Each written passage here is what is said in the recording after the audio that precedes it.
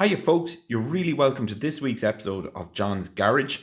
Hope you're really going to enjoy this episode. I had immense fun filming the car, meeting the owner, having a chat with them, and I've had immense fun editing this particular video because, as you're probably seeing on your screen right now, my mouth and my voice right now are not aligned. Essentially, it was the first time I was using the sound recording equipment that I had bought, and I didn't realize until I went to edit the video right now that it doesn't work. So I'm recording it a little bit separately. But anyway, I hope that doesn't take away from this week's car.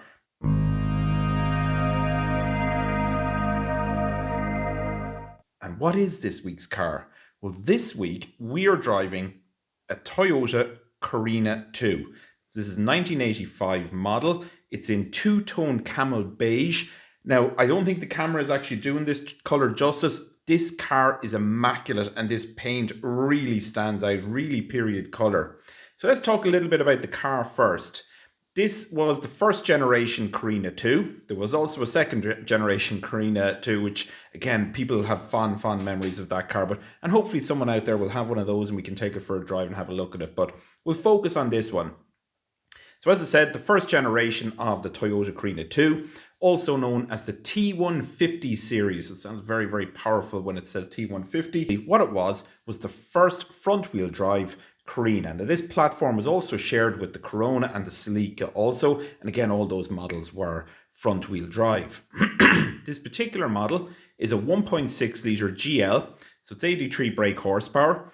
It amazingly does not have power steering, but the steering in this car is so light, it actually doesn't need it. It's probably all the better for it. It's a petrol model. These were also available in 2 litre diesel, and again, that had 72 horsepower. Pretty common in Ireland. You would still see the odd saloon version of this car knocking around, especially up around Dublin. I've seen a number of them posted on various different Facebook groups that keeps an eye out for classic cars. They didn't last very, very well. So essentially, Toyota during the early 80s was on a journey to really, really get the quality of and desirability of their cars up to scratch. Now, amazingly, a couple of weeks ago, we drove a rear-wheel drive Toyota Corolla, and that was a 1980 Toyota Corolla. This car is 5 years newer than it, but it's worlds apart. The quality in this car, the comfort in this car, the build quality, the styling. You could literally, what is it? It's a 1985 model, so that makes it 36 years old. You could easily put this car into daily use right now. You couldn't do that with the Corolla. The Corolla feels old. It is an old car. This thing feels new, modern. Even the driving position, the comfort. You could drive this every single day right now. This isn't a compliment towards my everyday car. My everyday car is an Avensis, but this isn't a compliment to the Avensis. But this drives like an Avensis. It's 36 years old, but it drives exactly like a modern day car in every sense. The comfort is there. Grand, you don't have a couple of those silly extras and stuff like that you might be missing, but it's all there. It's all comfortable. Now let's talk styling for a minute. At the time, I remember when these cars came out, I didn't particularly like them. I used to look at them and I was thinking, it's kind of faux American styling. It doesn't work. And I'll be honest, it's still an impactful car when you look at it. It's a very bland shape in some ways, but in other ways, it's got some nice touches. Those wraparound indicators, very unusual for the time. The way the rear quarters are molded around the back, there's kind of an extra panel there, if that makes sense, where the lights recess into. Again, it was a strange styling, but the thing is, when it comes to driving this car, you can see everything out of it. You can place the car very well. As I said, the power steering isn't there, but it feels like it is. The radio is there. It still works. It's still the original radio. Sounds great. You got a rev counter. You have lovely automatic windows because you wind them down automatically to wherever you want them to go. You have really soft crushed velour seats, and they're absolutely gorgeous. The other thing I really like in this car, and it's kind of an unusual feature, and sometimes it jars with people, I think, it's the quartic hubcaps is the best way I'm going to describe them. They almost make the wheels look square, even though they're quite obviously circular, but they make them look square. But they just stand out. They're really unusual, and I quite like that. The boot in this car is massive. Okay, for like cars of this age, you wouldn't think they were that big inside. This thing is massive. The styling inside, what is it? It must be 50 shades of brown in here. Great if you're into the color brown, but it's really imposing.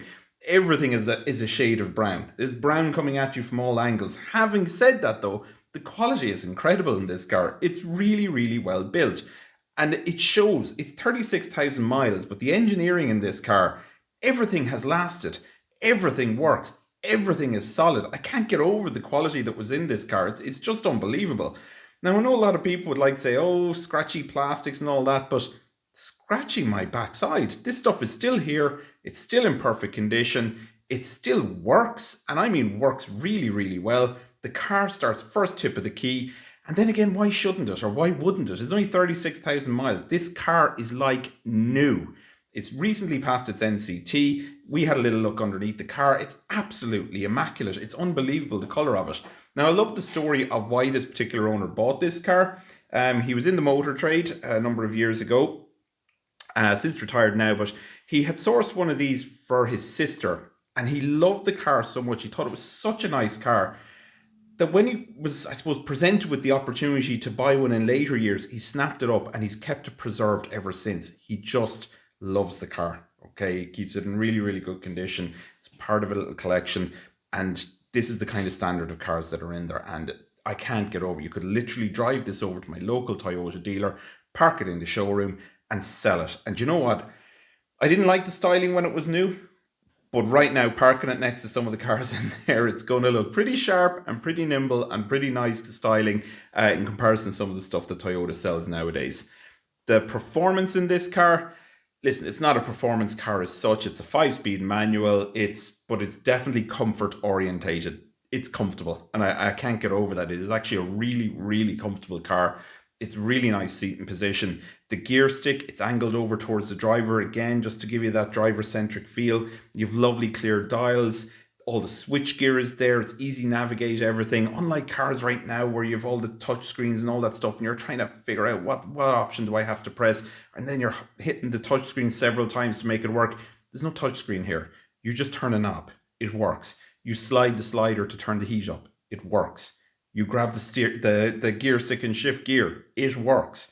The engine starts. It's unbelievable. Okay, the quality that's in this car. Now, if you were going out looking for one of these cars, as I did 2 years ago, I actually went out and tried to find one of these, and I wanted an original Irish one, and I found what I was told was a minter of a navy one. And I remember navy was a pretty common colour. I think the guards used to order them at that stage, and everybody else ordered them because the colour was cheap. It wasn't metallic. And the problem was, I went and looked at the car, and from about, this is an expression a friend of mine uses, it was 10 out of 10 from 10 yards. It looked great. And we walked up, and then you start to notice a rust hole here at the base of the windscreen. And then, looked at the back window, and there was rust all around it. And you opened up the boot, and there was rust falling off the boot as you opened it up. Now, these cars, I didn't think they suffered particularly bad, but obviously I was wrong. This particular example, no rust anywhere. But every one I've looked at since with a view to buying has literally been a case of how far can I fit my fist through the panels. They're that bad. So I don't know if that's a common thing with this particular generation. I know the second generation Toyota Carina, that did not rust, 100% didn't rust. This particular one seems to have, I suppose, not fared so well in that department. But I can absolutely tell you, the mechanics of this car, you will never break. As I said, really popular car in the Irish market. Very expensive car. Well, very expensive, relatively speaking. I suppose we were all poor back in the mid-80s, so it was expensive in some ways. It was definitely a massive step up on the Corolla, though, of the time. The comfort levels here are incredible. I genuinely, I can't get over how comfortable this car was. I'm going to go out on a limb here, and I'm going to say of all the cars I've driven up to this point in John's garage, this one surprised me most. Surprised me most for all of the right reasons. As I said, my memories of these when I was younger was, they were okay. They were a nice car, they were a good car, reliable car, but didn't do much for me. I've walked away from this car and I have never stopped thinking about it. I've driven a couple of M3s, I've driven a Porsche, I've driven a couple of other cars, the Corolla, the Citroen, all those different types of cars. This one is the one that stands in my mind stands out because it was the one I wasn't expecting to like at all. Okay, and I absolutely loved it. And I haven't stopped thinking about it since. The condition of it is just incredible. And listen, fair dues to the owner. I hope you've enjoyed coming along today. I hope you've enjoyed seeing the car. And again, don't be afraid to contact me if you'd like your car to feature in John's garage. Hopefully sound next week will be back to normal. And Hopefully I have my logos and stuff and all that and jazzed up this particular video a little bit more. But listen, thank you very much for joining us in this video. Leave a comment below. Let me know what you think of the beige or two-tone beige Carina. Bye-bye.